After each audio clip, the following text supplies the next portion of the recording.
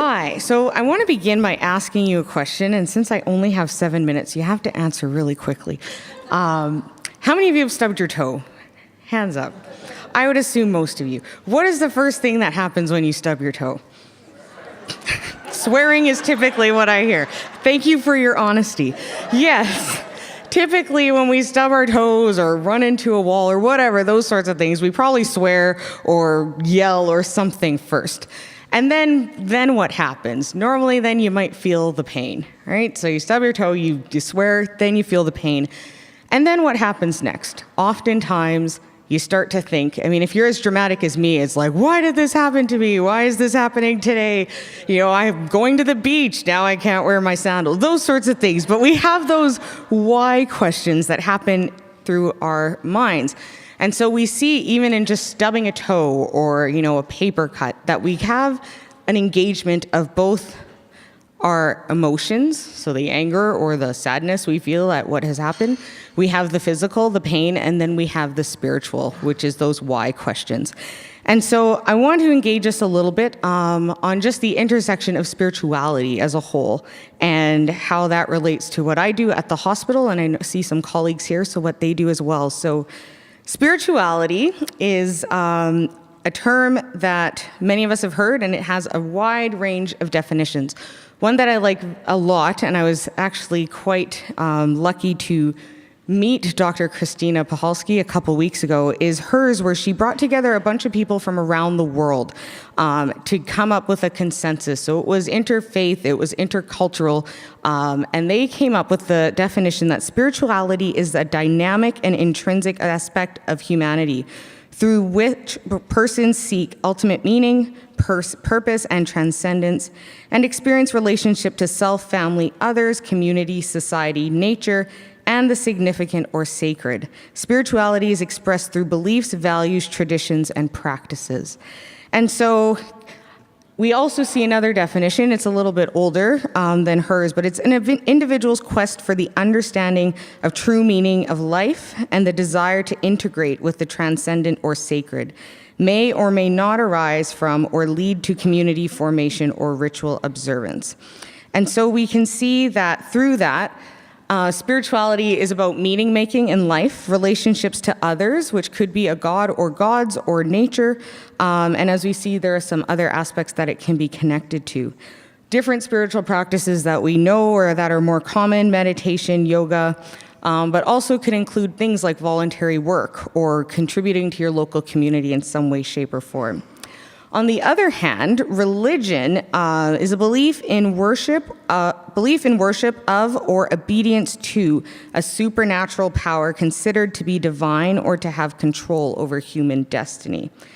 So religion may influence the development of some of these relationships, or there might not be any religious association, and they could include things, as most of us know as we're in ministry, different aspects of what we do in ministry. And so the next slide just kind of shows an intersection between the two. So spirituality, I like to look at it more as the umbrella term, whereas religion fits within it, and there are some intersecting parts. So spirituality looks more so at meaning, purpose, connectedness. Religion looks more at rules, practices, rituals.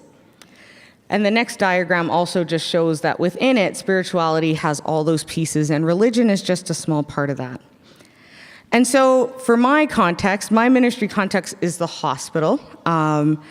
And there are some spiritual concerns that come out of the hospital, and I won't read all of these, but I'm sure that for those of you who have visited people in the hospital or those who do this work as I do, these are questions that we hear a lot. Why is this happening? How do I make sense of this? What gives me comfort? The next slide shows a few more as well. If I die now, what will happen to my family? How will they cope? Those sorts of things. How will my children manage without a mother, father? Those sorts of ideas and questions are what we hear. So this is my little word cloud. I was trying to experiment with a word cloud that kind of shows some of the different spiritual issues that we encounter in the hospital.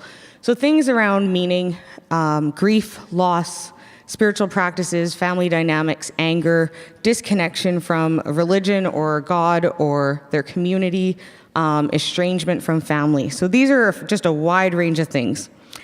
So my topic is called Can I Get a Witness? And I call it that because, one, the song has been playing in my head, but two, because Parker J. Palmer has this amazing quote that says, "The human soul doesn't want to be advised or fixed or saved.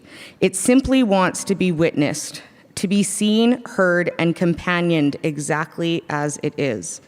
When we make that kind of deep bow to the soul of a suffering person, our respect reinforces the soul's healing resources, the only resources that can help the sufferer to make it through." And so I love that imagery because for many of us in ministry, and for sure those of us in the helping professions, we want to fix, we want to help, we want to do these things. We want to be able to go in and say, okay, you're struggling with your anticipating dying. Let's just say a prayer and you'll feel better, and everything like that. And yet this quote to me really rings true, that whole Garden of Gethsemane moment where Jesus is in suffering and all he does is asks his disciples, can you just stay awake? Can you just stay with me, pray with me? And they keep falling asleep, and it's not, he knows they can't fix it. He doesn't want them, chopping off ears and fighting people. He just wants them to stay awake and to be with them. And so what does this look like? I've got enough time to at least give one anecdote. This looks like, to me, one of my first shifts ever working at St. Boniface Hospital. There was a family who had a stillbirth at 41 weeks. So full-term baby stillbirth, young couple. I'm asked to go in. What can I do? I can't fix anything at all. And so I saw them before she delivered, and then I saw them after she delivered. And you could just feel the grief in the air. And so all I could do was just sit with them for a while.